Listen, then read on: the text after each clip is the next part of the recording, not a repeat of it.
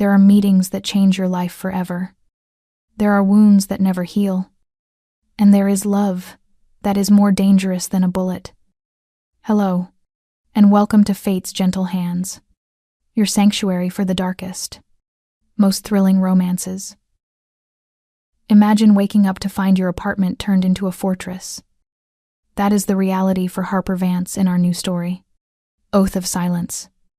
She is a woman with a dark past and a skill for healing. He is Silas Kane, a man broken by violence and obsessed with control. When he forces his way into her life, he offers her a choice: die as a victim, or survive as a monster by his side. Will she run, or will she realize that the cage he built for her is the only place she truly belongs? Let's find out together. Stay with me, because this story is going to leave a mark. The sound was not a knock. It was not a bell. It was the heavy, industrial slam of a car door that vibrated through the floorboards, shaking the dust off my radiator. Then another slam, and a third. They were synchronized, heavy, and sounded expensive. My eyes snapped open. The digital clock on my nightstand blinked 6 in the morning. The sky outside was still the color of a bruised plum, dark and unforgiving, typical for a Chicago winter. But the darkness in my room was suddenly sliced apart by a beam of light. Pure, white, high-intensity halogen light swept across my ceiling, illuminating the cracks in the plaster and the water stain that looked like a Rorschach test. I did not move. I did not breathe. My heart hammered against my ribs, a frantic bird trapped in a cage of bone, but my body remained frozen. This was not the reaction of a normal woman. This was the muscle memory of a former army medic. Freeze. Assess. React. I slid out of bed, my bare feet hitting the freezing hardwood floor. The cold bit into my skin, but I hardly felt it. I dropped to my hands and knees, crawling toward the window like a spider. I kept my head below the sill, reaching up slowly to peel back the edge of the cheap, yellowing curtain just an inch. My breath hitched in my throat. Down on the street, the world had turned into a scene from a nightmare. The slushy, gray snow that usually lined the curb of my crumbling apartment building was now occupied by 3 massive black beasts. Armored SUVs. They were idling, their engines purring with a low, menacing rumble that I could feel in my teeth. Their windows were tinted so dark they looked like voids in the fabric of reality. Men were spilling out of them, men in dark coats, moving with the precision of a wolf pack. They did not look like cops. Cops were noisy. Cops had flashing lights and shouted orders. These men were silent. They were shadows moving within shadows. And then I saw him. Standing by the hood of the lead vehicle was a man who looked like he had been carved out of granite. He was huge, easily 6'5", with shoulders that strained the fabric of his thick wool coat. A jagged scar ran down the side of his face, disappearing into a thick, dark beard. He was pointing at the front door of my building, his gestures sharp and commanding. Dante. I did not know his name then, but I knew his type. He was the enforcer, the muscle, the one who broke fingers to get answers. And right now, he was directing a siege on my home. I scrambled back from the window, my back hitting the cold wall. Panic, cold and sharp, tried to claw its way up my throat. I swallowed it down. Think, Harper, think. I knew why they were here. I knew exactly why death was parking on my doorstep at 6 in the morning. It was because of last night. The memory hit me like a physical blow. 12 hours ago. The clinic. My off-the-books shift at the urgent care center in the sketchiest part of the South Side. It was supposed to be a quiet night. Just a few flu cases. Maybe a drunk with a broken nose. Then he had walked in. He had not stumbled. He had walked, straight-backed and proud, despite the fact that his white dress shirt was soaked red from the ribs down. He had bypassed the front desk, bypassed the waiting room, and walked straight into Trauma Room 2 where I was stocking gauze. He had locked the door behind him. "Fix it," he had said. His voice had been rough, like gravel grinding together, but steady. I should have called the police. That was the protocol. Gunshot wounds were mandatory reporting, but when I had looked into his eyes the color of Arctic ice, I had seen something that stopped me. It was not a plea for help. It was a promise of violence if I refused. And there was something else, a challenge. So I had fixed him. I had cut away the expensive Italian fabric of his shirt. I had cleaned the jagged tear in his side where a bullet had grazed a rib and torn through muscle. I had stitched him up, my hand steady despite the metallic smell of blood filling the small room. He had watched me the whole time. He had not flinched. Not once. Even when I poured the antiseptic directly into the wound. He just watched my face, studying me like I was a puzzle he was trying to solve. When I was done, he had stood up, buttoned his ruined jacket, and placed a stack of $100 bills on the metal tray. "For your silence," he had said. And then he was gone. I had taken the money. God help me. I had taken it. I needed it. My grandmother's care facility was threatening to evict her if I did not pay the overdue balance by Friday. I took the blood money, convinced myself it was a one-time thing, and went home. I was an idiot. I looked around my dark, cramped studio apartment. I had thought I was invisible. I thought I was just a nameless nurse in a nameless clinic. But men like that, they did not leave loose ends. They did not leave witnesses. They were here to clean up. I pushed myself off the floor. The fear was still there, buzzing in my veins. But the training took over. Weapon. I need a weapon. I ran to the kitchenette, my movements silent. I reached up to the top of the refrigerator and grabbed the box of sugary cereal. I plunged my hand inside, past the marshmallows and toasted oats, until my fingers wrapped around cold steel. A Glock 19. It was unregistered. Illegal. A souvenir from a life I had left behind. A life that had chewed me up and spit me out. I pulled it out, shaking the cereal dust off the slide. I dropped the magazine. Full. I racked the slide, checking the chamber. A round was seated. 14 shots. I had 14 chances to get out of here alive. I grabbed the military-grade knife I used to open boxes and shoved it into the waistband of my pajama pants. Exit strategy. The front door is compromised. The stairwell will be swarming with them. The fire escape. It was my only chance. My apartment was on the 4th floor. If I could get to the alley, I could lose them in the maze of back streets. I knew this neighborhood. They were tourists in their expensive cars. I was a local rat. I moved back to the window, this time to the one facing the alleyway. I kept my body pressed against the side of the frame, careful not to cast a shadow. I reached for the latch. My hand froze. On the brick wall of the building opposite mine, about 50 yards away, something glinted. It was faint, just a spark of reflection in the gloom of the morning. I narrowed my eyes, focusing. There, on the roofline, a silhouette, prone, motionless, and the long, dark line of a barrel. A sniper. My blood ran cold. They had not just blocked the front door. They had secured the perimeter. They had eyes on the exits. If I opened that window, if I stepped out onto the rusted metal of the fire escape, my head would be turned into pink mist before I could take a single breath. I was not being arrested. I was being hunted. I pulled my hand back as if the window pane burned. I backed away into the center of the room. Trapped. I was completely, utterly trapped in a 500-square-foot box.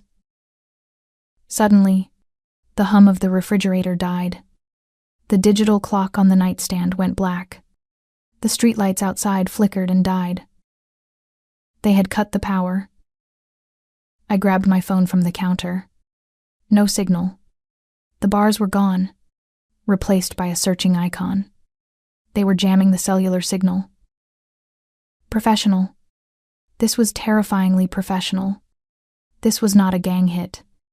This was a tactical operation. I stood in the center of my apartment, the darkness pressing in on me. The silence was deafening.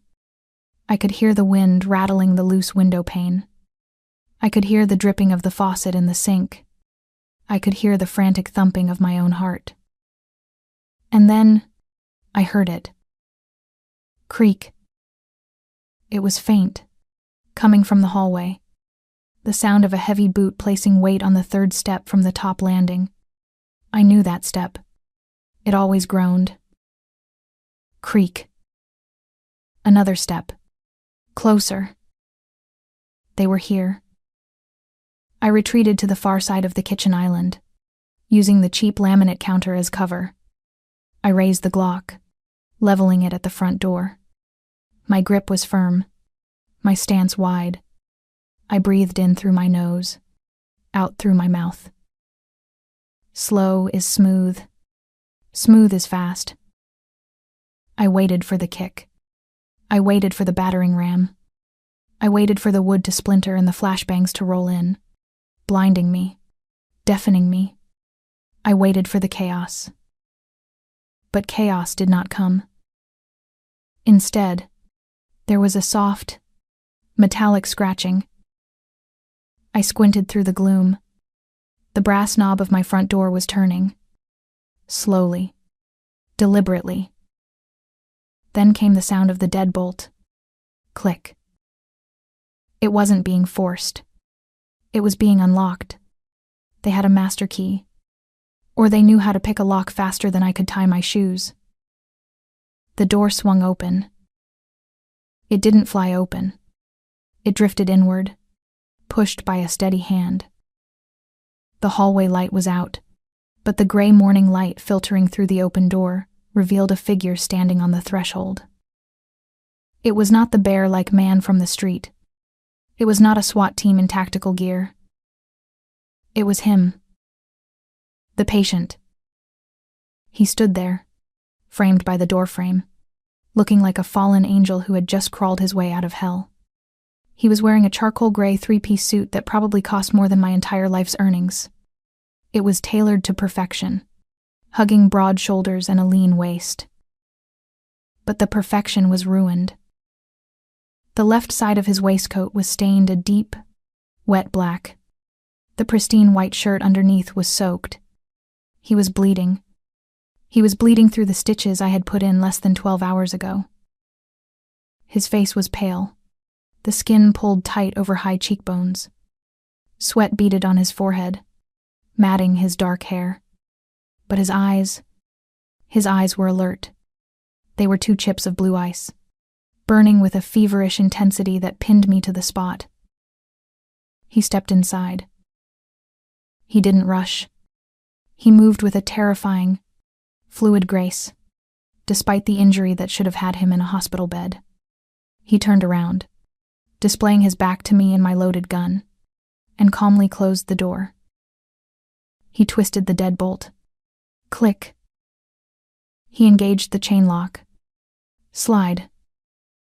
Then, and only then, did he turn back to face me. He looked at the Glock 19 in my hand. He didn't flinch. He didn't raise his hands. He didn't look surprised.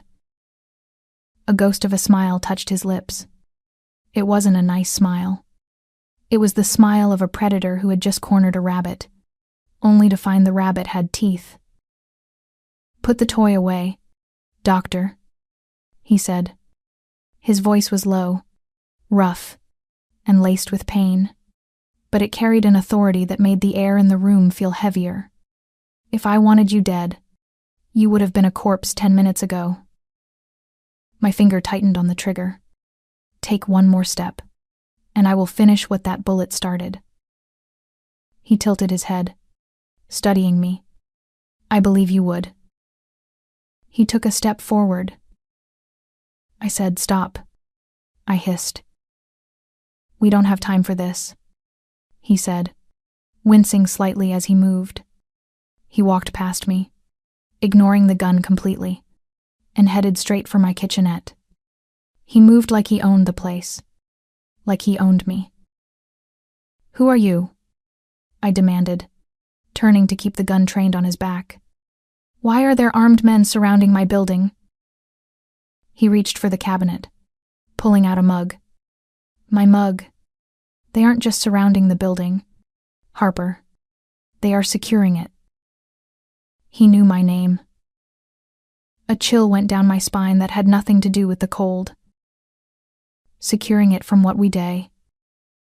He turned around, leaning against the counter to support his weight. His hand went to his side, pressing against the spreading bloodstain. From the people who want to finish the job, he said softly. And now that they know you helped me, they want to finish you, too. He looked me in the eye, and for the first time, I saw the truth. It wasn't a threat. It was a statement of fact. Make coffee, he commanded, his voice dropping to a whisper as his eyes fluttered shut for a second. Black. We are going to be here for a while. He slid down the cabinet until he was sitting on the floor, his long legs stretched out in front of him. He looked up at me, blood on his teeth, a gun in his shoulder holster, and death waiting outside the window. Welcome to the family, Harper. He walked into my home like he owned it, like he owned my life. He's bleeding out on my kitchen floor, and there is an army outside waiting to kill us both. What would you do? Would you pull the trigger and end the threat right now, or would you lower the gun and hear him out? Leave a comment below with shoot or listen. I need to know whose side you are on. And do not forget to subscribe. Because, in part 2, things are about to get a lot bloodier in this kitchen. My finger was still on the trigger. The polymer frame of the Glock felt slick against my palm, sweat beginning to pool despite the chill in the apartment. Coffee, I repeated, my voice flat. You break into my home, while an army surrounds my building, and you want caffeine. Silas Kane did not look impressed by my incredulity. He sat on my linoleum floor, his back propped against the cabinets, looking for all the world like a king holding court in a dumpster. He reached into the inner pocket of his ruined jacket. I flinched, adjusting my aim to the center of his chest. He paused, one eyebrow arching perfectly. Relax, Harper. If I pull a gun, you will know. I am just getting cigarettes. He pulled out a silver case, snapped it open, and lit a cigarette with a matching lighter. The flame flared, illuminating the sharp angles of his face, the dark stubble on his jaw, and the alarming pallor of his skin. He took a long drag, exhaling a plume of smoke that mingled with the freezing air of my unheated apartment. The coffee maker is behind you, he said, gesturing with the burning tip of the cigarette. And I take it black. No sugar. I am sweet enough. The absurdity of the situation threatened to make me laugh. A hysterical, bubbling sound that I choked back down. I did not lower the gun. Give me one reason why I should not put a bullet in your knee and drag you out into the hallway for your friends to find, I said. Silas chuckled, a dark, wet sound that ended in a grimace. He tapped ash onto my floor. First, Dante is not my friend. He is my employee. Second, if you drag me out there, the sniper on the roof across the street, The one you spotted earlier. We'll put a 300 Winchester Magnum round through your chest before you clear the doorway." He looked at me through the haze of smoke. "They are not just protecting me, Harper. They are containing the situation. That includes you." "I am a civilian," I snapped. "I have nothing to do with your wars." "You stitched me up," he countered. "In my world, that makes you an asset. Or a liability. Right now, you are hovering dangerously close to the latter." He reached into his jacket again. This time, he pulled out a manila envelope. It was thick, creased, and looked well read. He tossed it onto the floor. It slid across the linoleum and stopped at my bare feet. "Read it." I kept the gun trained on him but glanced down. I nudged the flap open with my toe. Photos spilled out. My breath caught in my throat. They were photos of me. Me walking to the bus stop. Me buying groceries. Me smoking on the fire escape. But it wasn't just me. There were photos of a nursing home. Specifically, the Shady Oaks facility in the suburbs. There was a photo of an old woman sitting in a wheelchair, staring vacantly at a garden. "Nana," I whispered, the gun wavering for the first time. "Margaret Vance," Silas recited, his voice bored. 82 years old. Advanced dementia. She requires 24-hour care. Expensive care. Care that you have not paid for in 3 months. He took another drag of his cigarette. "I own the debt, Harper. I bought the facility's outstanding accounts receivable 2 days ago. Effectively, I own her bed. I own her roof. I own the very air she breathes." My vision blurred with red-hot rage.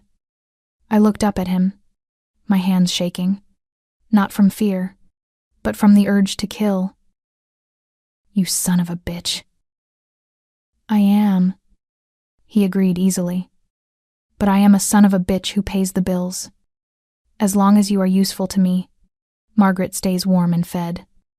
If you decide to be difficult, well, winter is cold, and the streets are unforgiving for an old woman with no memory."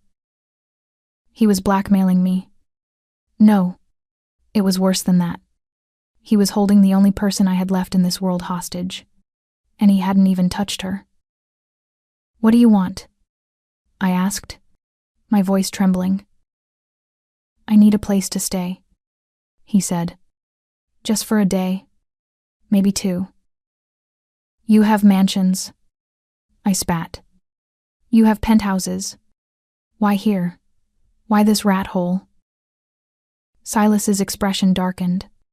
The amusement vanished, replaced by a cold, hard look that made him seem 10 years older. "Because my mansions have eyes. My penthouses have ears." He leaned his head back against the cabinet, closing his eyes. "There is a rat in my organization. Harper. Someone sold my location last night. That is how I got this." He pointed to his bleeding side.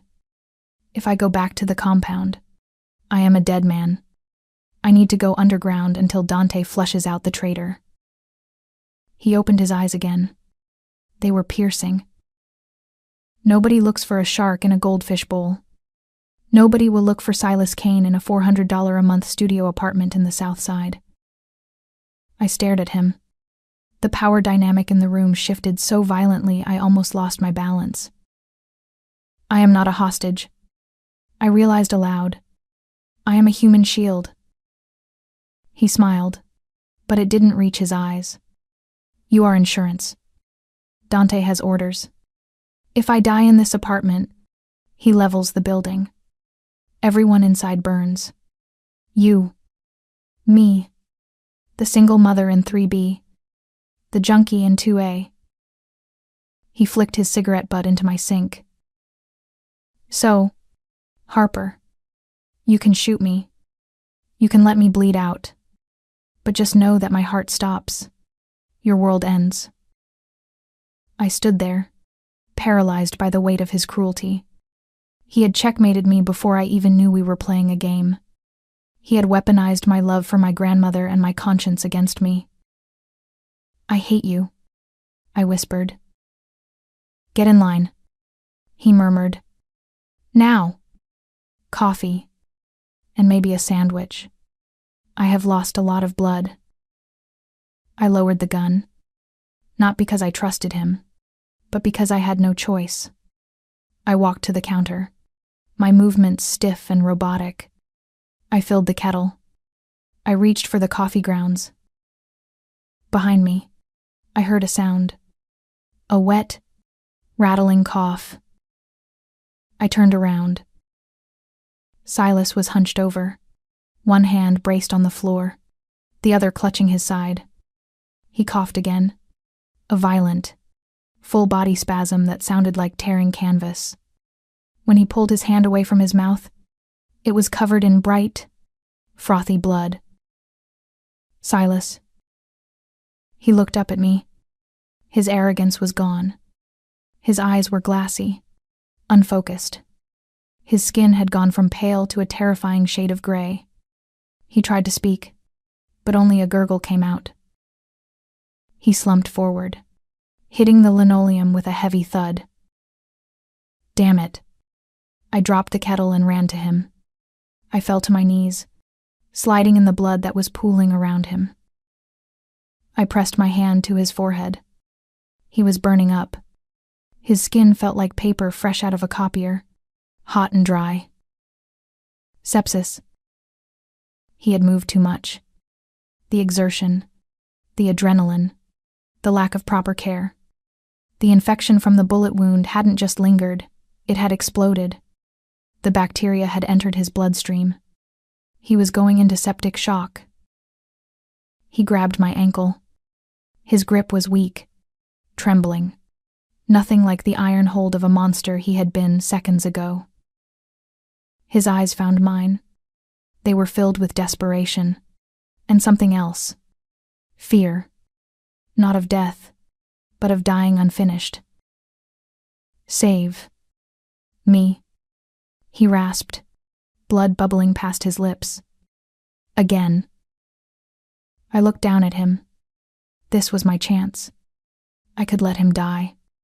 I could let nature take its course. He was a monster. He threatened my grandmother.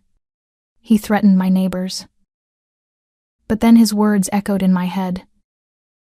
If I die, Dante levels the building. He wasn't bluffing. Men like him didn't bluff. If you die, I hissed, grabbing his shoulder and shaking him, I will kill you myself. His lips twitched in a faint, delirious shadow of a smirk before his eyes rolled back in his head and he went limp. He was heavy, dead weight heavy. Dragging 90 kilograms of muscle and expensive wool across my kitchen floor was a workout that left my own muscles screaming. I hooked my arms under his armpits, digging my heels into the linoleum, and pulled. He left a broad, wet smear of crimson behind him, a macabre trail marking our progress. "Come on, you bastard," I grunted, heaving him up. My target was the kitchen table. It was a sturdy oak piece I had found at a thrift store, scarred with scratches and cigarette burns from previous owners. Now, it was going to be an operating table. I couldn't lift him. Not all the way. I managed to get his upper body onto the table, his legs dangling off the edge. It would have to do. I shoved a stack of old textbooks under his head to keep his airway open. I ripped his jacket off. The buttons popped, scattering across the floor like plastic hail. I tore open his shirt, exposing the torso I had treated only hours ago. It was a mess. The stitches I had placed so carefully were torn. The wound was angry, the edges swollen and red, radiating heat like a furnace. Pus, yellow and foul-smelling, was mixing with the fresh blood. The smell hit me instantly, the scent of copper and rot. It was the smell of death trying to get a foothold. Okay, I breathed, pushing my hair back with a trembling hand. Okay. Assess. He needed antibiotics. I didn't have any. He needed fluids. I didn't have an IV line. He needed the infected tissue cut out before the poison shut down his organs. That I could do. I ran to the bathroom and raided my first aid kit. Gauze, tape, a bottle of high-proof rubbing alcohol. It wasn't enough. I ran back to the kitchen. I opened the freezer and pulled out a bottle of cheap vodka. The good stuff. I grabbed the utility knife from the counter, the heavy-duty one with the retractable blade. I flicked the blade out. It was sharp, but it wasn't sterile. I turned on the gas stove. The blue flame hissed to life. I held the blade over the fire, watching the metal darken, waiting until the tip glowed an angry orange. This is going to suck, I told the unconscious man. For both of us. I poured the vodka over the blade, the steam hissing. Then I poured the rest over his wound. Silas's body jerked. Even in unconsciousness, the pain registered. He groaned, a low, animalistic sound deep in his throat. Wake up, I commanded, slapping his cheek lightly. I need you to drink this. I tilted the bottle against his lips. He coughed, sputtered, but swallowed. I forced a quarter of the bottle down his throat. Anesthetic. The poor man's morphine.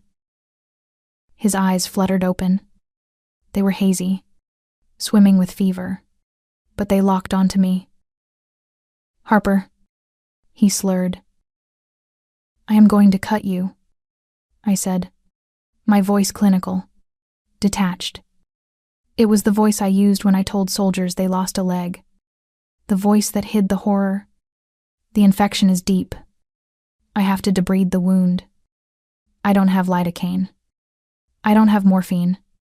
This is going to feel like fire. He stared at me for a second, processing. Then, slowly, he nodded. He reached down to his waist and fumbled with his belt buckle. For a wild, insane second, I thought he was stripping, but he just pulled the leather belt free. He folded it in half and put it between his teeth. He bit down, hard. He braced his hands against the edge of the table, his knuckles turning white. He nodded at me again. Do it. I took a breath. I gripped the utility knife. I cut. Silas screamed. It was a muffled, strangled sound, crushed behind the leather belt, but it vibrated through the table, through the floor, through me. His body arched, every muscle snapping tight like a bowstring. I didn't stop. I couldn't stop. I sliced away the black, necrotic tissue. I scraped the edges of the wound. Blood welled up, hot and slick, coating my fingers, making the handle of the knife slippery. Stay with me, I muttered, wiping sweat from my eyes with my shoulder. Don't you dare pass out. I worked with a brutal efficiency. This wasn't the delicate surgery of a sterile hospital.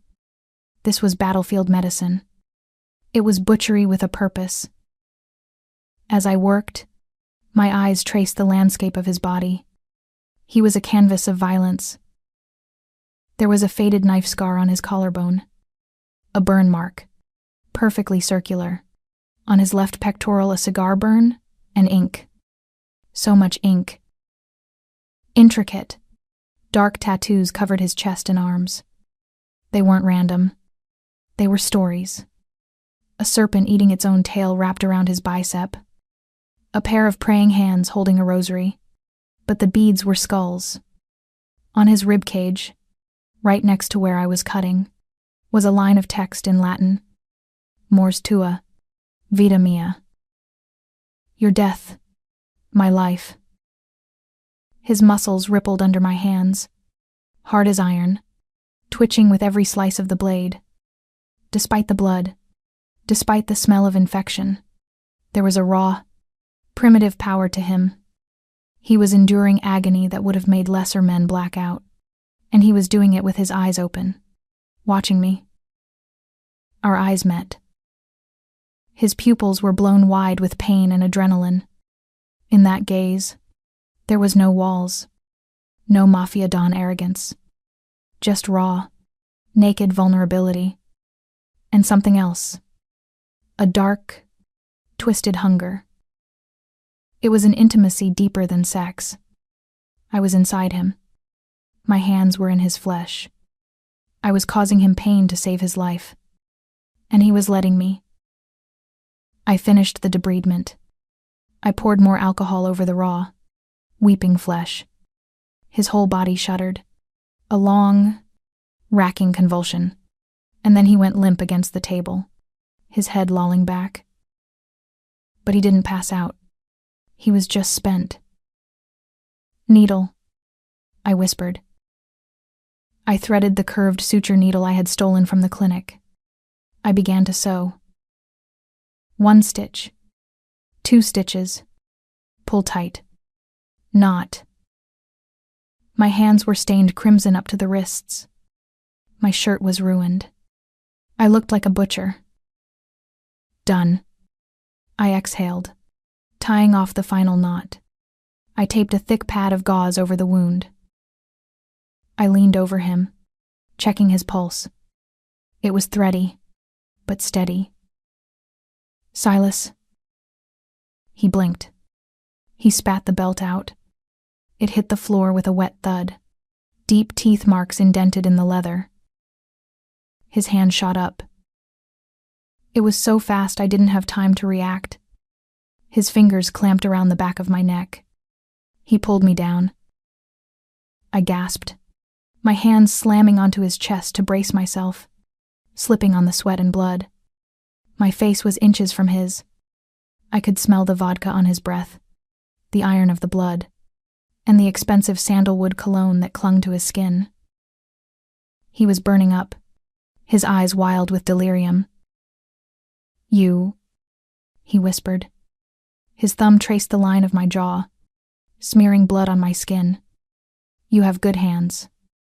Dangerous hands." "I saved you," I said, my voice trembling. "Now let me go." He didn't let go.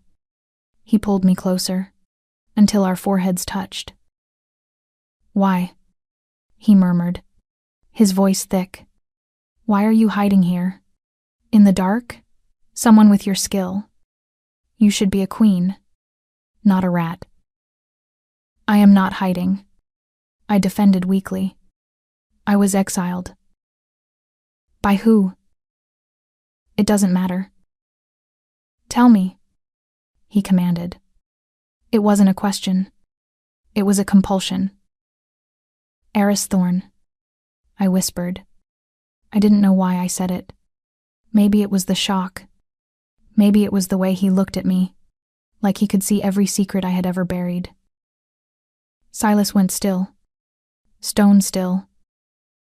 His grip on my neck tightened, not hurting, but possessing. "Thorne," he repeated. The name rolled off his tongue like a curse.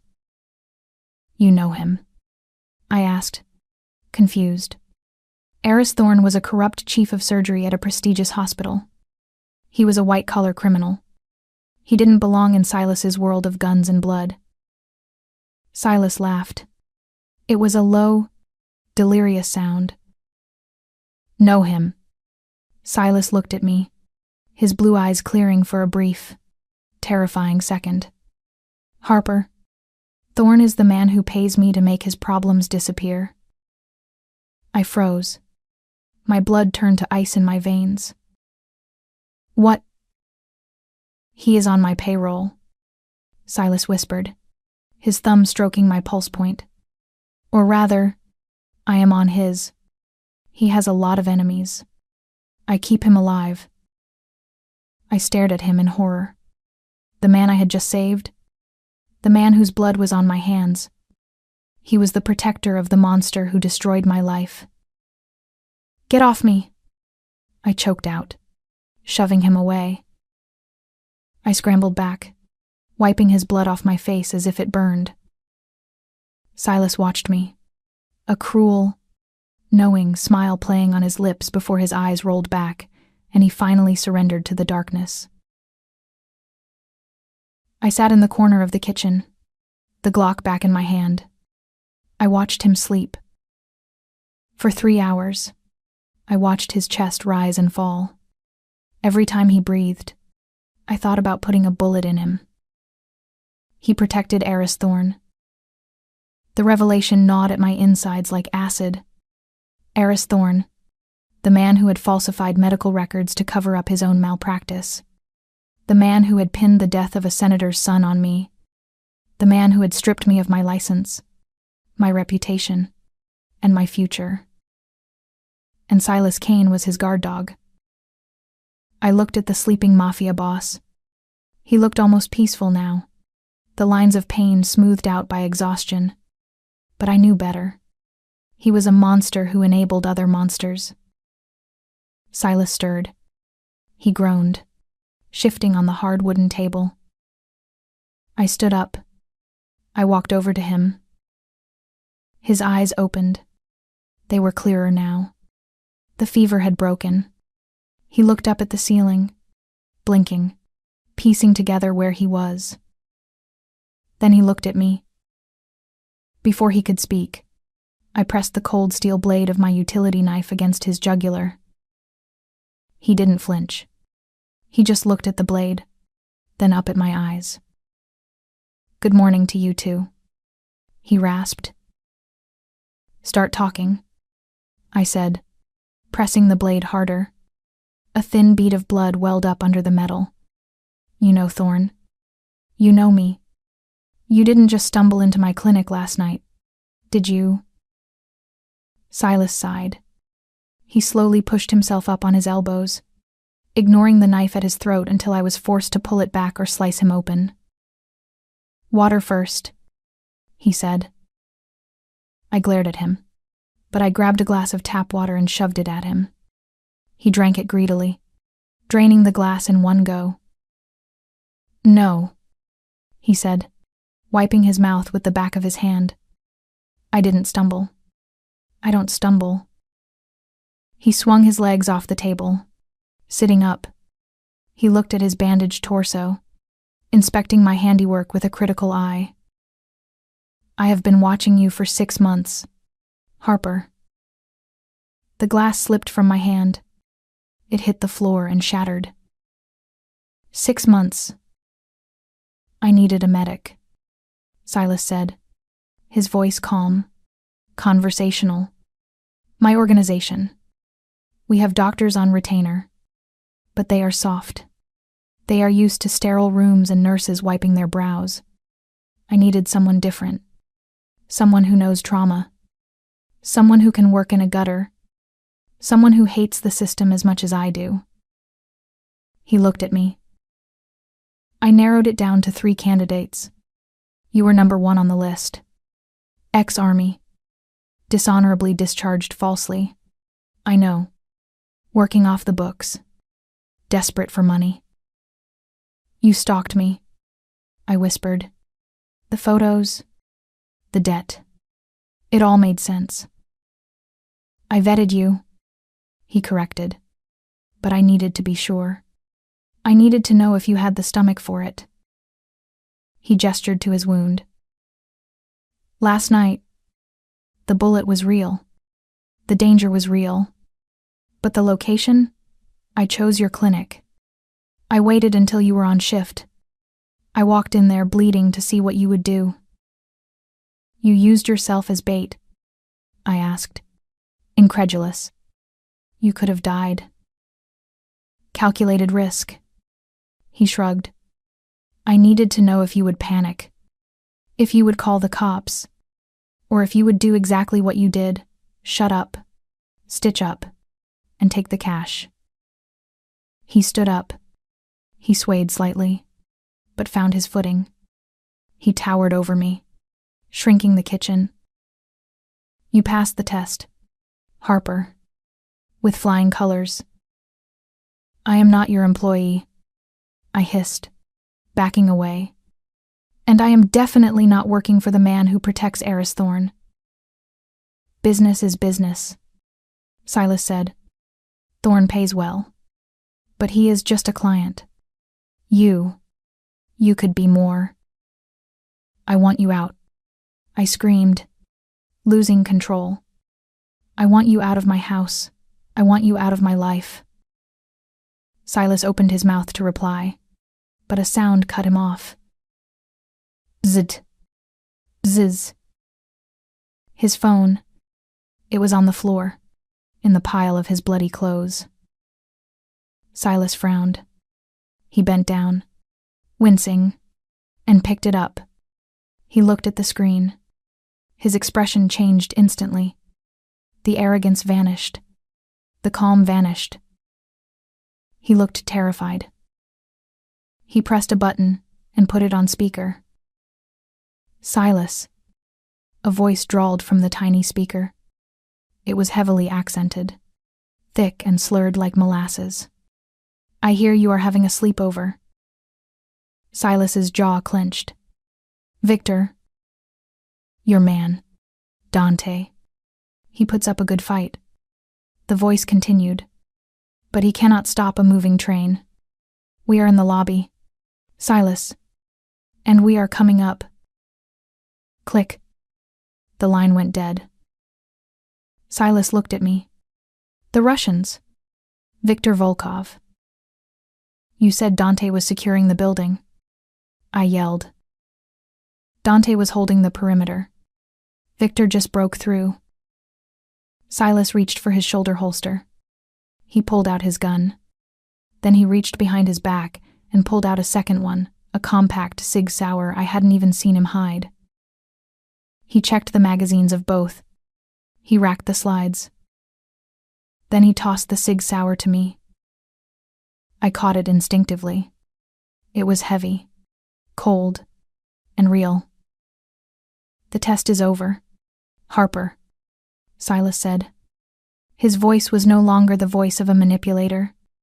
It was the voice of a general going to war. Now is the practical exam. Boom. The sound was deafening. The entire building shook. Dust rained down from the ceiling. A second later, the window in the living room exploded inward. Shards of glass flew across the room like shrapnel. A canister clattered onto the floor, hissing, spewing white smoke. Tear gas. Move, Silas roared. He grabbed my arm and threw me behind the kitchen island, just as the front door of my apartment, the door with the deadbolt, and the chain was blown off its hinges by a breaching charge. Men in tactical gear poured into the smoke-filled room. Lasers cut through the white haze. Silas popped up over the counter. Bang. Bang. 2 shots. 2 bodies hit the floor. He looked at me, blood seeping through his fresh bandages, eyes wild and alive. Kill or be killed. Doctor, he shouted over the gunfire. Make your choice. I gripped the gun.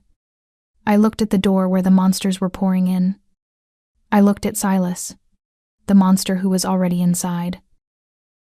I took a breath, and I chose. I stood up and aimed. Move. Silas's voice was a whip crack that broke my paralysis. I scrambled behind the kitchen island, the cheap laminate peeling under my fingernails as I ducked. The apartment, my sanctuary for the last 3 miserable years, had become a kill box. Bullets chewed through the drywall above my head, spitting white dust that coated my hair and clogged my throat. Thud. Thud. Thud. Heavy boots on the stairs. Not the tentative steps of a landlord coming for rent. These were the stomps of men who didn't plan on knocking. They're coming up the main stairwell. I yelled over the din, my voice hoarse from the smoke. The tear gas canister was still hissing in the living room, a white serpent coiling through the air. My eyes stung, tears streaming down my face, blurring the nightmare into a watercolor of gray and violence. Silas was crouched beside me, reloading his gun with a calm that was terrifying. Blood was seeping through the fresh bandages on his side, a dark bloom on his ruined shirt, but he didn't seem to notice. He looked at me, his blue eyes burning through the haze. "How many ways in?" he demanded. "2." I coughed, wiping my eyes with my sleeve. "The front door and the fire escape window in the bedroom." "Wrong," he said, racking the slide. 3. The Russians don't knock. They make doors." As if on cue, the wall separating my apartment from the hallway exploded inward. Plaster and brick showered the living room. Through the gaping hole, I saw them. Men in tactical gear, faceless behind gas masks, moving with mechanical precision. Silas popped up. Bang. Bang. 2 controlled shots. 2 of the intruders dropped like puppets with their strings cut.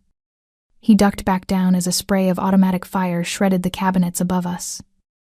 Ceramic mugs shattered, raining shards onto our heads. "We can't hold this position," Silas growled. "We need to move." "Where?" I screamed. "There's nowhere to go." "Up," he said. "The roof. Dante's chopper is inbound." "The stairs are blocked." "Make a path." "Doctor." He looked at me, his gaze intense. "Use that brain of yours. You said you know this building." I did. I knew every creak, every draft, every hidden corner, and I knew what was under the sink. "Cover me," I yelled. I didn't wait for his confirmation. I scrambled on hands and knees toward the sink cabinet, staying low under the curtain of lead flying over my head.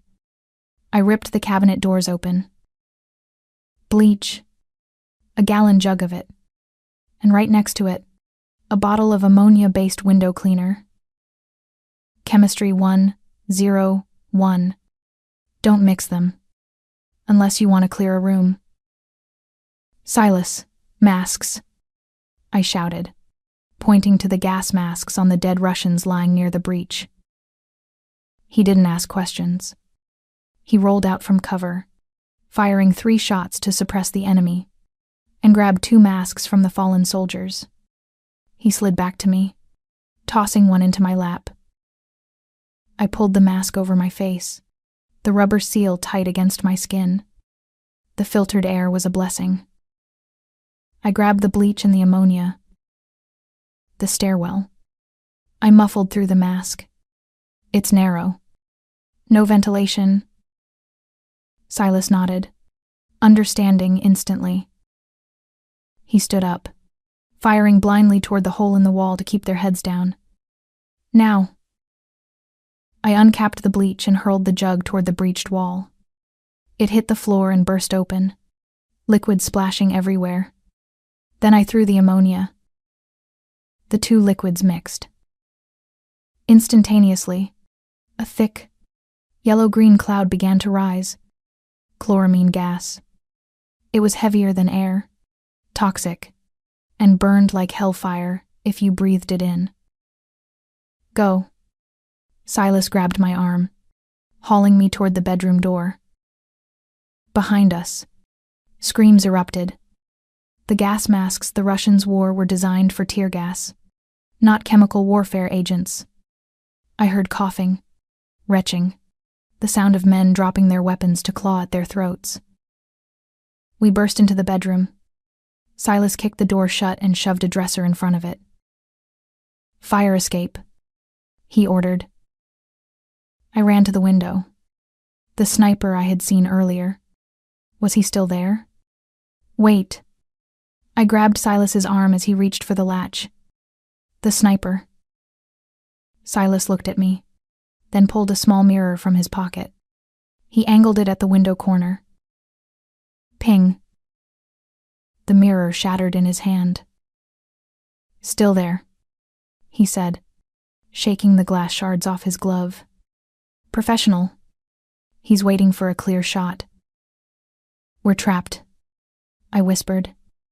The gas was seeping under the bedroom door now, a deadly fog creeping across the floor. No, Silas said. He looked around the room. His eyes landed on the old radiator pipe running floor to ceiling in the corner. That wall. What's behind it? The old incinerator chute, I said. It's been bricked up for years. Bricks crumble, he said grimly. He grabbed the heavy bedside lamp and smashed it against the wall next to the pipe. The plaster crumbled, revealing old, crumbling brickwork. He kicked it.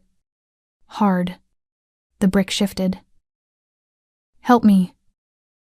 Together, we kicked and clawed at the rotting wall. The adrenaline coursing through my veins made me strong, made me ignore the pain in my hands as I tore at the masonry. A hole opened up, dark, dusty, and smelling of soot. Climb, Silas commanded. There's a maintenance ladder inside. It goes to the roof.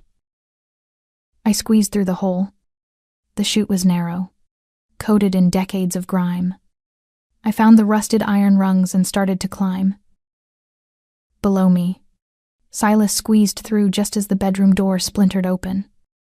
I heard shouts in Russian, followed by the distinctive thwump of suppressed gunfire. Keep moving. Silas's voice echoed up the shaft. I climbed. My muscles burned. My lungs ached despite the mask. Up, into the darkness. Away from the gas.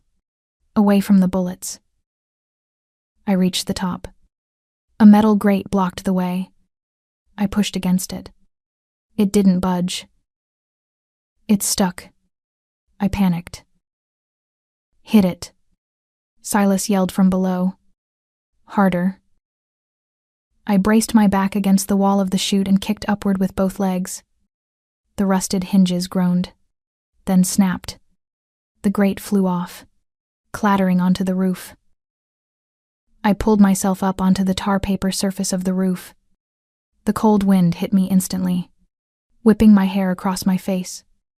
I turned and reached down, grabbing Silas's hand as he hauled himself up.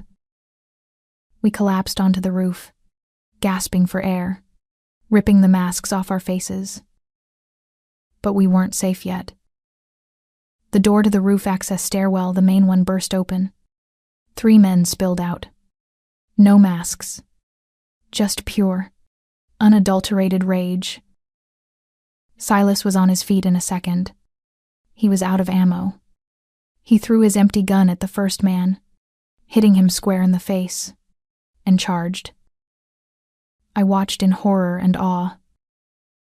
Silas Kane was a wounded animal, bleeding and exhausted, but he moved with a brutality that was mesmerizing. He dodged a knife thrust, grabbed the attacker's arm, and twisted. The sound of bone snapping was sickeningly loud. He spun the man around, using him as a shield against the second attacker. The third man, a giant with a shaved head, lunged at me. I scrambled back, my hand searching for a weapon. My fingers brushed against a loose brick. I grabbed it. As the giant loomed over me, knife raised, I didn't scream. I swung. I brought the brick down on his foot with every ounce of strength I had. He roared, stumbling back. Before he could recover, a shadow fell over him. Silas. Silas didn't punch him. He didn't grapple. He simply grabbed the man's head with both hands and twisted sharply. Crack. The giant fell limp. Silas stood there, chest heaving, blood dripping from his knuckles. He looked at me. His eyes were wild, dilated, filled with a dark fire. Are you hurt? He demanded, stepping over the body to reach me. I'm fine, I stammered. dropping the brick. My hands were shaking uncontrollably now. I had just assaulted a man.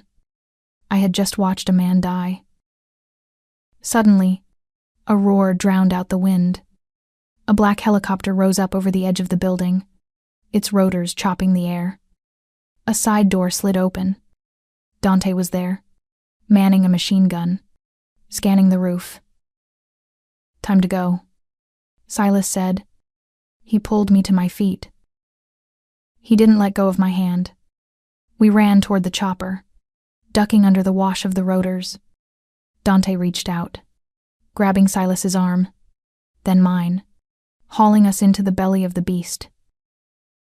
As the helicopter lifted off, banking sharply away from the building, I looked down. Flames were licking out of my apartment windows. The gas had ignited. Or maybe the Russians had set it on fire to destroy evidence. My home. My clothes. The photo of my mother on the dresser. My nursing degree on the wall. Everything I was. Everything I had fought to keep. It was all burning. I watched it until it was just a speck of orange in the gray city landscape. I was numb. I felt hollowed out, scraped clean like the inside of a pumpkin.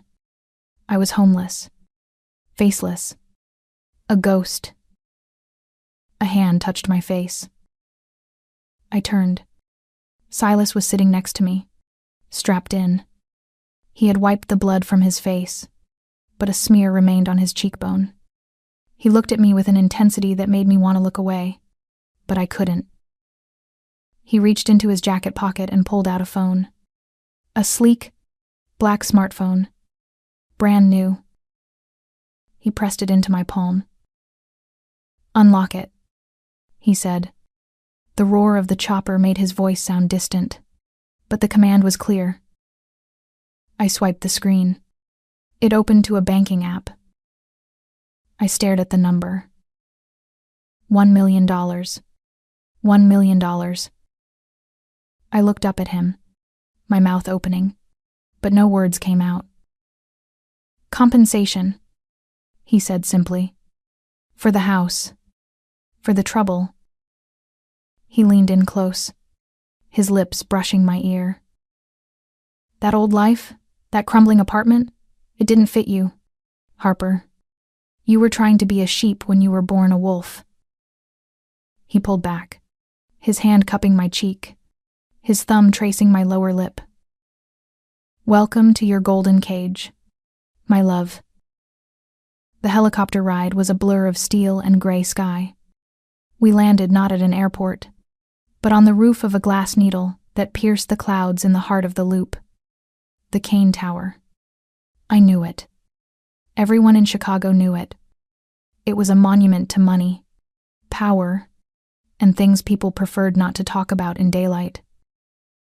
The wind on the roof was ferocious, whipping my hair into a frenzy as I stepped out onto the helipad. Silas was right behind me, his hand on the small of my back, guiding me or pushing me toward the elevators. Waiting for us was a woman. She was stunning. That was the first thing that hit me. Tall, with raven black hair slicked back into a severe ponytail, and wearing a white pantsuit that looked like it had been tailored by angels. She stood with her arms crossed, completely unfazed by the rotor wash. Elena Kane. I recognized her from the society pages. Silas's younger sister, the genius CFO of Kane Enterprises, the face of their legitimate business. She looked me up and down. Her gaze started at my soot-stained face, traveled down my ruined scrubs, lingered on the blood on my hands, and ended at my cheap sneakers. She sneered. It wasn't a subtle expression. It was a full-body rejection. "This is what you dragged in from the gutter, Silas?" she asked, her voice sharp enough to cut glass. "I hope she's housebroken." Silas walked past her, pulling me with him. "Not now. Elena, get the medical bay prepped. And get her some clothes. Burn these." "I'm standing right here," I said, finding my voice. I'm not a stray dog. Elena looked at me again, this time with a flicker of curiosity mixed in with the disdain. Dogs are loyal, honey. Strays usually just bring fleas. The elevator doors slid shut, cutting off her glare. We descended in silence. The elevator was lined with mirrors. I caught a glimpse of myself. I looked deranged, hair wild, face streaked with soot and dried blood, eyes wide and haunted. Beside me, Silas looked like a war god who had just stepped off a battlefield bloody, battered, but utterly undefeated. The doors opened directly into a penthouse that made my jaw drop. It was vast. Floor-to-ceiling windows offered a 360-degree view of Chicago. The lake was a sheet of steel in the distance. The furniture was sleek, black leather and chrome. It was cold.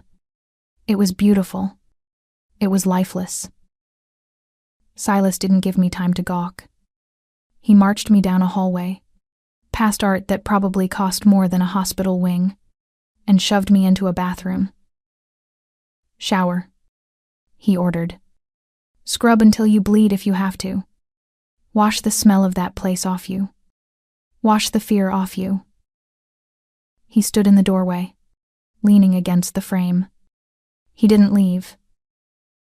Privacy, I snapped, clutching my dirty shirt. I've seen your insides, Harper, he said, his voice low. Your outsides don't interest me as much as your survival instinct. Now wash. He watched me. He watched as I stripped off my ruined clothes. He watched as I stepped into the massive stone shower. He watched as the water turned brown and red swirling down the drain. It wasn't sexual. At least, not in the traditional sense. It was possessive. He was inspecting his new acquisition. He was making sure I was clean before he put me on his shelf. I scrubbed. I scrubbed until my skin was raw and pink. I wanted to wash away the feeling of the man's neck snapping under Silas's hands. I wanted to wash away the smell of the gas. I wanted to wash away the girl who had lived in that apartment, the girl who was afraid of her own shadow. When I stepped out, wrapped in a towel thick enough to be a blanket, Silas was gone. On the vanity, there was a stack of clothes. Silk, lace, cashmere. I picked up a slip dress. It was emerald green silk, delicate as a whisper. There were no jeans, no scrubs, no sneakers. I put it on. The fabric glided over my skin like cool water. It fit perfectly. Too perfectly. He knew my size. He had known my size for 6 months. I looked in the mirror. The woman staring back wasn't Harper Vance, the struggling nurse. She was someone else. Someone dangerous. Someone who belonged in a tower. I walked out into the main living area. Silas was sitting on a black leather sofa, a glass of amber liquid in his hand. He had changed too, into a fresh suit, though he moved stiffly.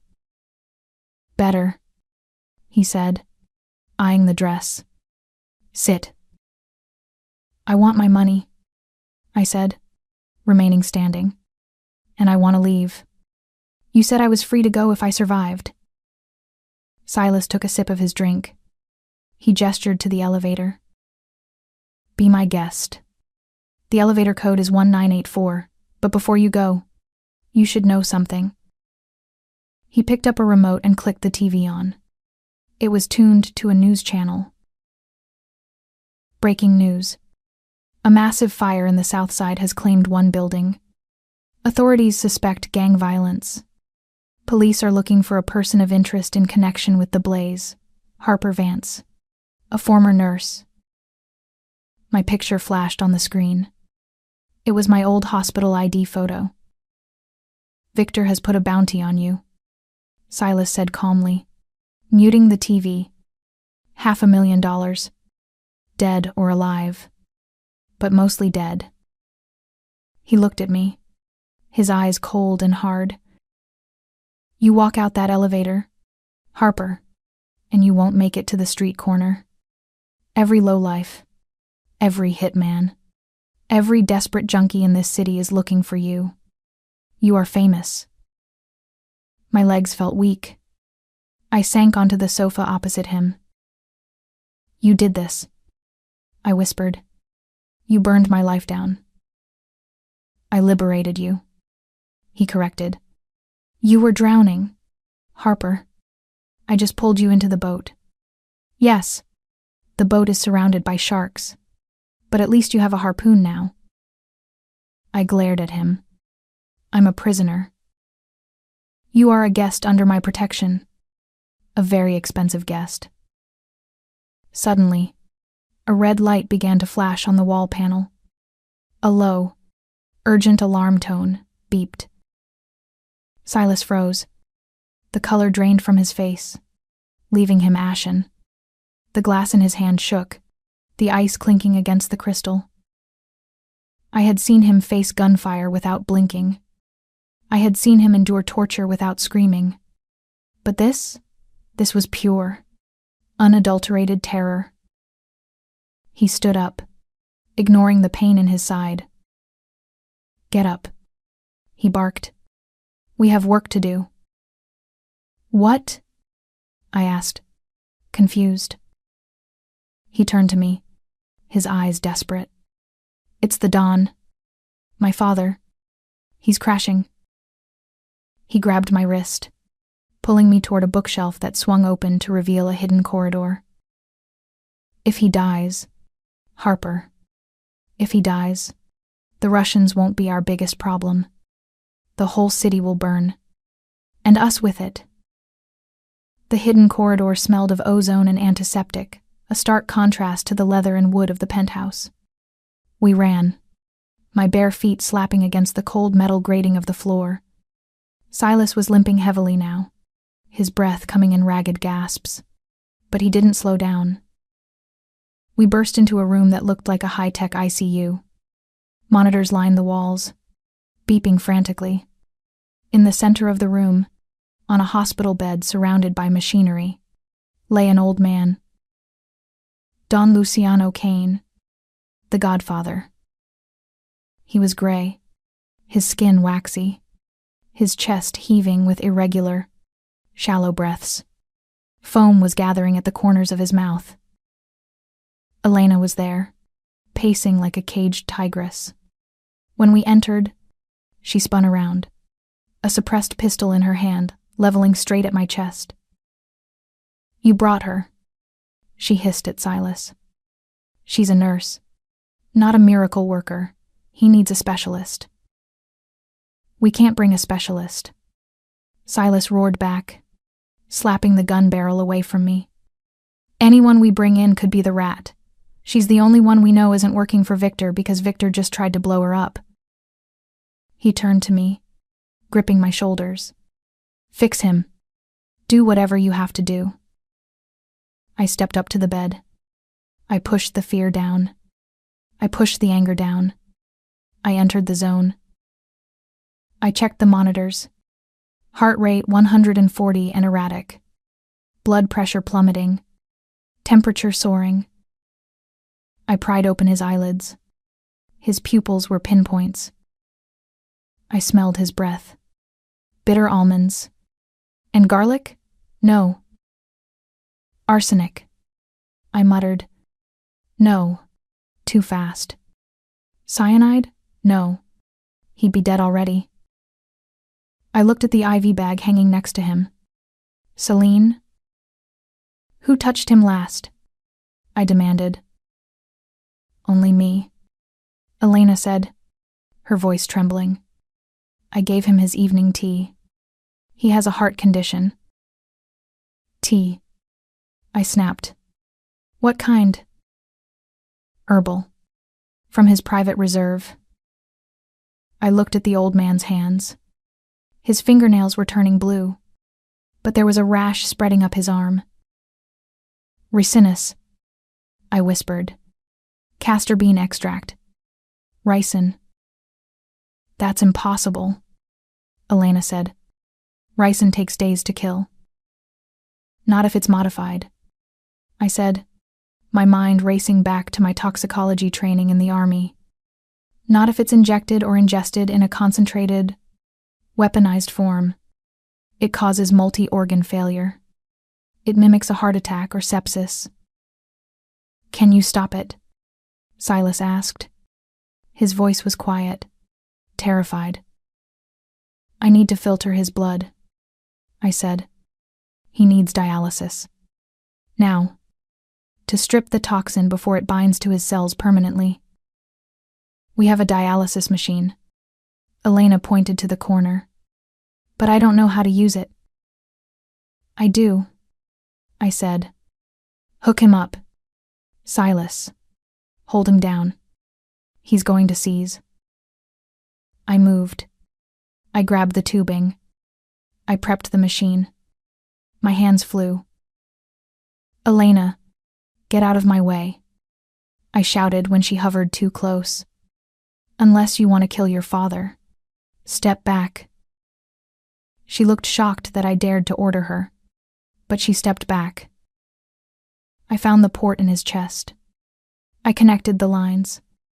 The machine whirred to life, sucking the dark, poisoned blood out of the dawn, running it through the filter, and pumping it back in.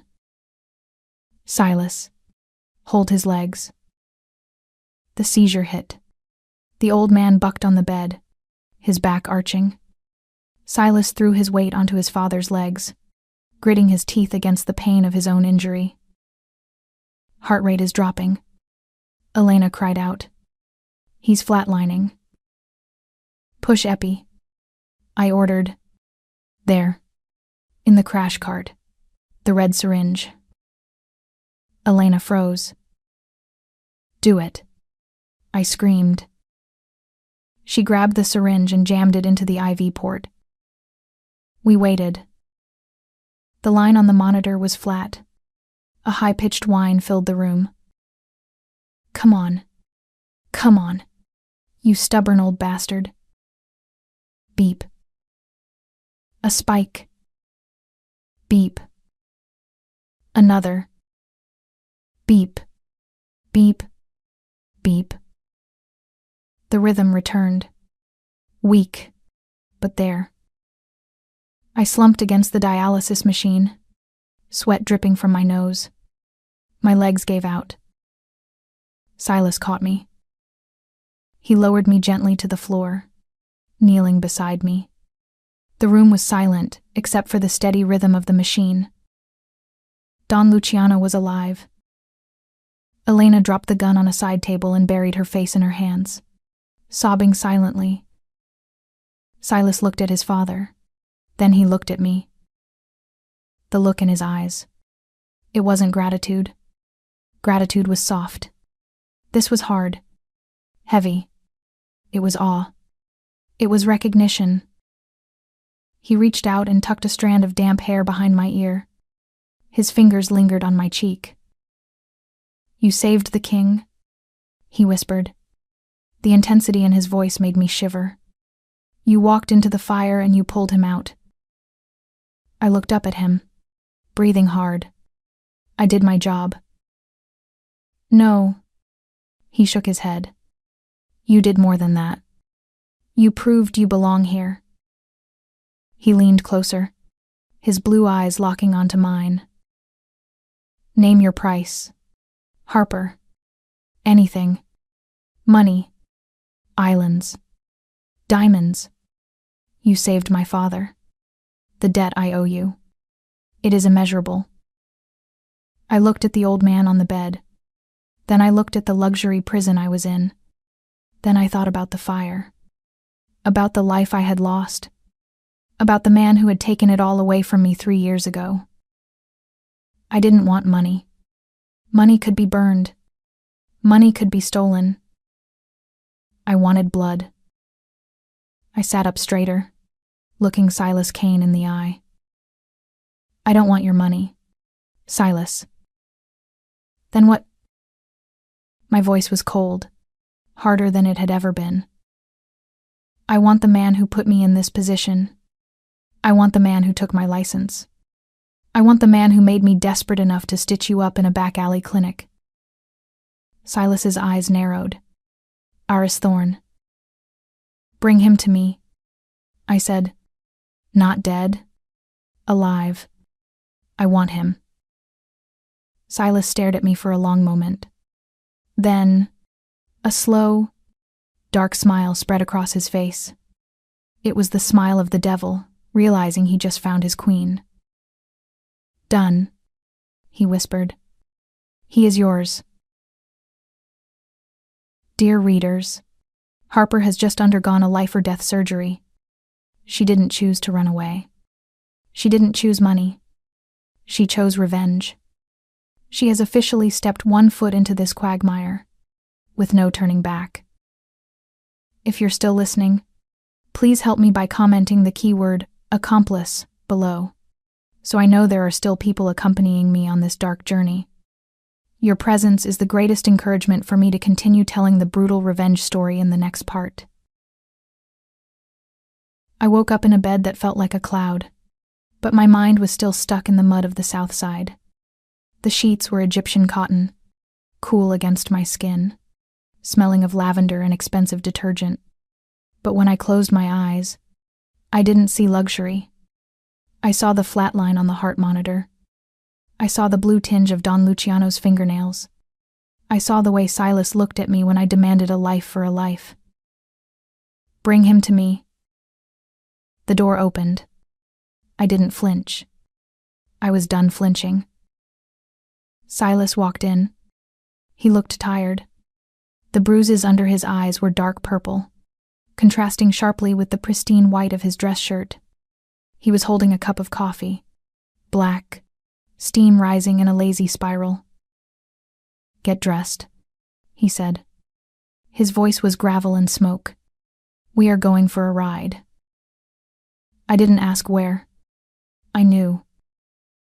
I slid out of bed. On the chair lay a set of clothes. Not a silk dress this time. Black jeans. A thick cashmere sweater. Heavy combat boots. Practical. Dark. Clothes for burying secrets. We took the private elevator down to the garage. We didn't take the armored SUV. We took a nondescript sedan. Gray. Forgettable. Silas drove. I sat in the passenger seat, watching the city of Chicago blur past the window. It was raining. A cold, miserable sleet that turned the world gray. We drove out of the loop, past the gentrified neighborhoods, past the suburbs, until the buildings turned into skeletal remains of industry, the rusted spine of the old manufacturing district. Silas pulled the car into a warehouse that looked like it had been abandoned since the Cold War. The metal door groaned as it rolled up, swallowing us into the darkness. He killed the engine. The silence was deafening, broken only by the rhythmic drumming of rain on the corrugated metal roof. "He is inside," Silas said. He didn't look at me. He was staring straight ahead, his hands gripping the steering wheel so tight his knuckles were white. "Remember, Harper, once you walk through that door, you don't come back. You can't be the woman who heals anymore. You have to be the woman who judges." I opened the car door. The air smelled of wet concrete, rust, and old oil. "I am already her," I whispered. We walked to the center of the vast, empty space. A single bulb hung from a chain, casting a sickly yellow circle of light on the concrete floor. In the center of that circle was a chair, and in that chair was a man. Aris Thorne. He didn't look like the arrogant chief of surgery I remembered. He didn't look like the man who stood in front of the medical board, adjusting his silk tie while he lied about my competency. He looked broken. His suit was torn. His face was a map of bruises.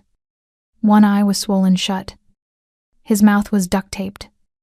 His hands were zip-tied behind the chair. When he saw me, he froze. His good eye went wide. He made a muffled sound, thrashing against the restraints. Silas walked up to him and ripped the tape off his mouth. "Please," Thorne gasped, spitting blood. "Please, I will pay you double. Triple. Whatever Kane is paying you. I will." He stopped when I stepped into the light. "Harper?" he breathed. "Hello, Doctor," I said. My voice sounded strange to my own ears. Hollow. Cold. Silas stepped back, fading into the shadows like a wraith. He reached into his coat and pulled out a gun. A revolver. Heavy. Chrome. He held it out to me. Handle first. Then he tossed a file folder onto Thorne's lap. $50,000, Silas said from the darkness. I looked at the folder. That is what he got. Silas continued. A pharmaceutical company had a bad batch of heart medication. Thorne administered it. 3 patients died. He needed a scapegoat. He needed someone to take the fall for the dosage error. They paid him $50,000 to alter the charts and pin it on the resident on duty. You. I stared at Thorne. 50,000. My career. My reputation. My ability to care for my grandmother. My entire life. It was worth less than a luxury car to him. I didn't know, Thorne stammered, sweat mixing with the blood on his face. Harper, listen to me. It was just business. I didn't know it would ruin you. I can fix it. I can make calls. I can get your license back. Liar, I said. I took the gun from Silas. It was heavy, much heavier than the Glock. It felt cold and final in my hand. I raised it. I aimed it right between his eyes. Do it, Silas whispered. His voice was right beside my ear now. Kill the past. Harper. Pull the trigger and be free. Thorne began to sob. Ugly, wet sobs. Please, please, Harper.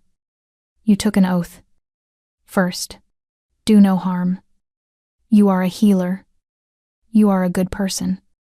Don't do this. My finger tightened on the trigger. I wanted to. God. I wanted to see the light go out of his eyes, the way the light had gone out of mine 3 years ago. I wanted to paint the wall with his brains. But then I looked at his hands. They were shaking. They were surgeon's hands. Skilled hands. Hands that, despite his corruption, had saved lives. I was a doctor. That wasn't just a job title. It was my soul. If I killed him, cold-blooded and execution style, I wouldn't just be killing Eris Thorne. I would be killing the last part of Harper Vance that was still human. I lowered the aim. Silas stiffened beside me. I could feel his disappointment radiating like heat. No, I said. Harper, Silas warned, his voice dangerous.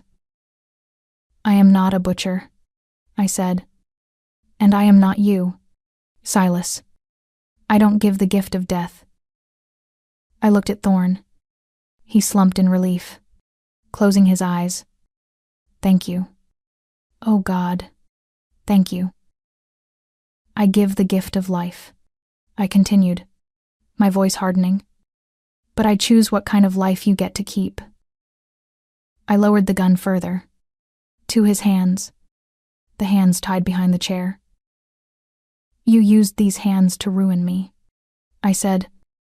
You used these hands to sign the papers that destroyed my future. You don't deserve them. I didn't hesitate. I didn't blink. Bang. The sound was thunderous in the enclosed space. Thorne screamed. A high-pitched, animal shriek that echoed off the metal walls. His right hand shattered. Bang. his left hand. I dropped the hammer on an empty chamber just to hear the click. He won't die, I said, turning to Silas. But he will never hold a scalpel again. He will never sign a prescription again. He will live a miserable life, knowing that he is useless. I shoved the gun into Silas's chest. He looked at me. He looked at the screaming man. And then he smiled. It wasn't a nice smile. It was a smile of pure, dark obsession. "Ruthless," he murmured. "You are more dangerous than I thought." We walked out of the warehouse, leaving Thorne screaming in the dark. The rain had stopped. The air felt cleaner. I felt lighter, as if a heavy coat had been lifted from my shoulders. I got into the passenger seat of the sedan. Silas got in the driver's side. He started the engine, looking at me with a mixture of awe and hunger. "We need to get back," he said. "My father will want to see you." He put the car in gear and pulled out of the warehouse lot. We turned onto the main industrial road. It was empty. Dark. Silas accelerated. Then, out of nowhere, headlights blinded us. High beams. 2 sets. Coming from the cross street. Silas swore. He spun the wheel hard to the left, trying to drift the car. Too late. A massive truck, a garbage hauler, slammed into the passenger side. Metal screamed. Glass shattered. The world spun violently. My head slammed against the side window. White light exploded behind my eyes. The car rolled. Once. Twice. We came to a rest upside down. I hung in my seatbelt, blood rushing to my head. I couldn't breathe. My ribs felt like they were on fire. "Silas," I croaked. He was slumped over the steering wheel. Blood was pouring from a gash on his forehead. He wasn't moving. "Silas!" The driver's side door was ripped open. Hands grabbed Silas. Rough hands. They checked his pulse. "He is alive," a voice said. "Leave him. The message needs to be delivered." Then the passenger door was wrenched open. A knife cut my seatbelt. I fell, hitting the roof of the car hard. Hands grabbed me, dragging me out across the broken glass. I tried to fight, but my body wouldn't obey. I kicked weakly. "Look at me, bitch," a voice growled. A man loomed over me. He was wearing a ski mask. He grabbed my hair, yanking my head back. Before the darkness took me, I saw his wrist. His sleeve had ridden up in the struggle. There was a tattoo. A serpent eating its own tail. The Ouroboros. It was the Kane family crest. The same tattoo on Silas's arm. This wasn't the Russians. The traitor wasn't a stranger. The traitor was family. I woke up to the smell of sewage and damp earth. My head was pounding a rhythm that matched my heartbeat. I tried to move, but my hands were bound behind my back. My ankles were tied to the legs of a heavy metal chair. I opened my eyes. It was dark, but a single work light illuminated the room. Concrete walls, water dripping from exposed pipes. No windows.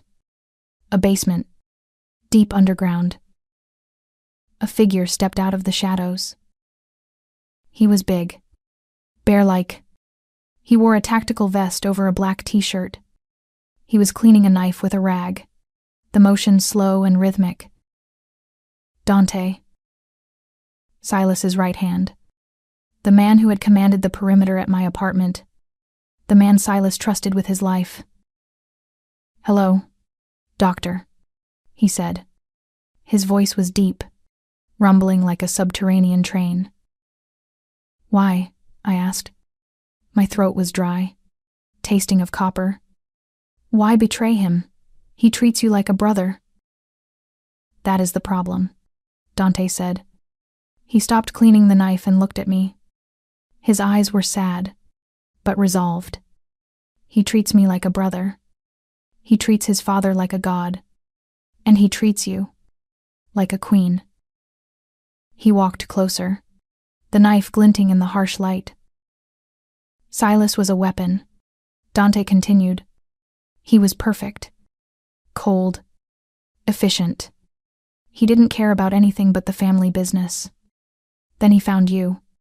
He started watching you. He got distracted. He got sloppy." He gestured to the room. "The Russians didn't find the apartment, Harper. I told them where you were. I needed them to kill you. I needed Silas to see you die, so he would remember that love makes you weak. But he saved me," I whispered. "Yes," Dante spat. "He saved you. He risked his life. He risked the Don's life. He brought a stranger into the inner circle. He is compromised. He is weak." He placed the knife on a small metal table next to a syringe. "I cannot kill Silas," Dante said. "He is my boss. But I can kill the infection. You are the infection." He picked up the syringe. It was filled with a clear liquid. "Potassium chloride," he explained. "It will stop your heart. Painless. Quick. It will look like your heart gave out from the trauma of the crash. Silas will grieve. He will be angry. And then he will be cold again. He will be the leader we need to crush the Russians." He moved toward me. Panic rose in my chest, primal and screaming, but I forced it down. I was Harper Vance. I had stared down Eris Thorne. I had saved the Don. I wasn't going to die in a basement. "Wait," I said. My voice was steady. Dante paused. "Do not beg. It is beneath you." "I am not begging," I said. "I am warning you." He laughed. A short bark of a laugh. "Warning me? You are tied to a chair." "If I die, who manages the Don's dialysis?" I asked. Dante froze. "The toxin is still in his blood." I lied. "It requires daily filtration for a week. The mixture of saline and electrolytes has to be exact. 1 milligram off, and his kidneys fail.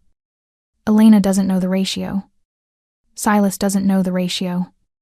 Only I do." I looked him dead in the eye. "You kill me. You kill the Don. Is that loyalty, Dante?" He hesitated. The needle hovered inches from my arm. I could see the gears turning in his head. He was a soldier, not a medic. He didn't know if I was bluffing. "Tell me the ratio," he growled. I smiled. A cold, sharp smile. "Go to hell." He roared in frustration and backhanded me.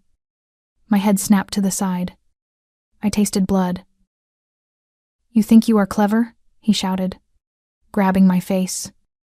"I can make you talk. Pain is a universal language." He raised the knife. Suddenly, a sound came from above. A heavy, metallic clank. Then a boom. The steel door at the top of the stairs flew off its hinges, tumbling down the steps with a deafening crash.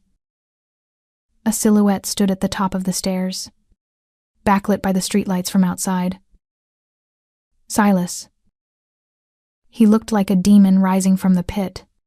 His forehead was gushing blood from the crash. His shirt was torn. He held a gun in each hand. "Dante!" His voice was a roar that shook the foundation of the house. Dante spun around, raising his knife. He grabbed me, pulling me up, pressing the blade to my throat. "Stay back!" Dante yelled. "She dies. Silas, for the good of the family. She dies. Silas walked down the stairs, one step at a time. He didn't raise his guns. He lowered them. "Let her go," Silas said. His voice was terrifyingly calm. "She made you weak," Dante screamed, spit flying from his mouth. "Look at you. You are bleeding out for a stray dog."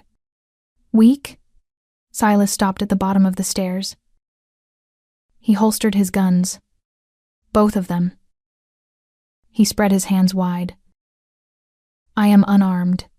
Dante, you have a knife. Come and show me how weak I am." Dante looked confused. He looked at me, then at Silas. The challenge was too great for his pride. He shoved me aside. The chair toppled over, and I hit the concrete hard, the breath knocked out of me. Dante charged. He was a mountain of muscle, screaming with rage. Silas didn't move until the last second. When he moved, he was a blur. He sidestepped the knife thrust. He grabbed Dante's wrist. I heard the snap of bone from where I lay. Dante screamed. Silas didn't stop. He drove his knee into Dante's stomach, doubling him over. Then he brought his elbow down on the back of Dante's neck. Dante hit the floor face first. Silas was on him instantly. He didn't use technique anymore. It was pure, unadulterated violence. He punched Dante. Again, and again, and again. "You touched her?" Silas punctuated every word with a blow that sounded like a meat mallet hitting a steak. "Silas!" I screamed. "Stop!" He stopped. His fist was raised for another strike. Dante was barely conscious, his face a ruin. Silas stood up, breathing heavily. He wiped the blood from his knuckles onto his pants. He walked over to me. He didn't untie me immediately. He knelt down, cupping my face. His eyes were frantic, searching every inch of me for injury. "Did he hurt you?" he demanded. I shook my head. "No, just a slap." He pulled a knife from his boot and cut my bonds. I sat up, rubbing my wrists. "How did you find me?" I asked. "The crash. You were unconscious." Silas reached into his pocket and pulled out a small tablet. On the screen was a blinking red dot. He tapped his own teeth. "The night I came to your clinic," he said, "when you were distracted with the anesthesia, I didn't just give you money. I slipped a micro-tracker into the pocket of your scrubs. But later, at the apartment, when I kissed you," I stared at him. "I put it in your crown," he said. "The temporary crown on your back molar. It has a resin coating." "You put a tracker in my mouth? Possessive. Remember?" he said, a dark smirk touching his bloody lips. He stood up and hauled Dante to his knees. Dante was groaning, spitting teeth. Silas pulled his gun out. He checked the chamber. Then he walked over to me and pressed the handle into my hand. "He is the traitor," Silas said. "He tried to kill you. He is yours." I looked at the gun. Then I looked at Dante. This wasn't Eris Thorne. This wasn't a man who destroyed me with a pen. This was a man who looked me in the eye and tried to stop my heart with a needle. This was a man who would never stop coming for me because he believed his cause was righteous. Silas watched me. He wasn't testing me this time. He was offering me a choice. Be the victim, or be the executioner. I stood up. My legs were shaky, but my hands were steady. I thought about the apartment burning. I thought about the fear. I thought about the cage I was living in. I walked up to Dante. He looked up at me, one eye swollen shut. "Do it," he rasped. "Prove him right. Prove you are a monster too." I am not a monster. Dante, I said softly. I am a survivor. I raised the gun. Bang. The recoil traveled up my arm. Dante fell back. The silence that followed was absolute. I turned to Silas. He wasn't looking at the body. He was looking at me. With pride. With adoration. With love. Let's go home, he said. 1 month later, the ballroom of the Kane Hotel was a sea of black tuxedos and designer gowns.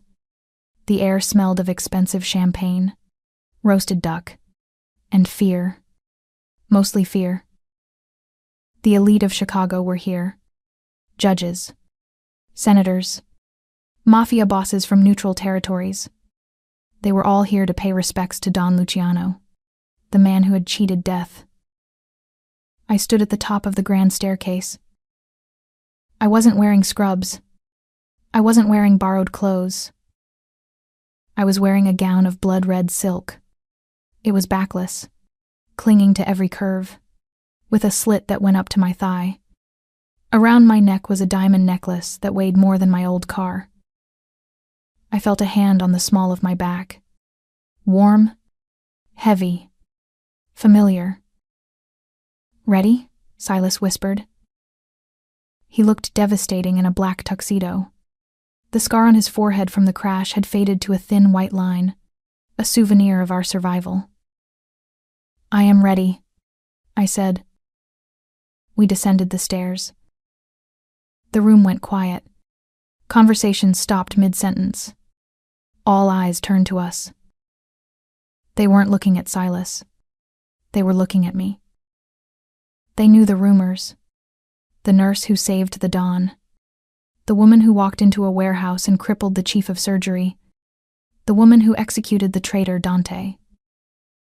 They didn't see Harper Vance, the victim. They saw the Red Queen of the Kane Empire. We reached the bottom of the stairs. The crowd parted like the Red Sea. Don Luciano sat on a throne-like chair at the head of the room. He looked frail, but his eyes were sharp. He nodded to me. A slow, respectful nod. Elena stood beside him. She raised her glass to me. No sneer. Just acknowledgement. Game recognize game. The orchestra began to play. A waltz. Dark and sweeping.